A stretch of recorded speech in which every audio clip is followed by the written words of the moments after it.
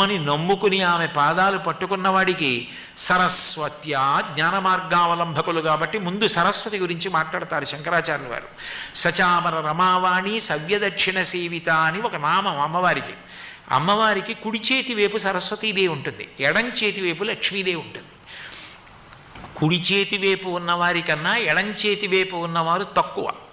సరస్వతీదేవి కన్నా లక్ష్మీదేవి తక్కువ అంటే ఏదో గొప్పతనంలో తక్కువ అని కాదు దాని అర్థం. తక్కువ అన్న మాటకి అన్వయం ఏమిటంటే సరస్వతీ కటాక్షము లేని లక్ష్మీ కటాక్షము భయహేతువు పతనహేతువు. ఆయనకి అక్షరం రాదు, సంతకం పెట్టడం రాదు, వేలిముద్ర వేయగలడం, కోటాను కోట్ల ఆస్తుంది. ఆ డబ్బంతా నిజంగా వసూలైందా? ఆ లెక్క పెట్టి చెప్తున్నటువంటి అంకెయో సంఖ్యయో అంతేనా? అవన్నీ కూడితే అంతే వస్తుందా?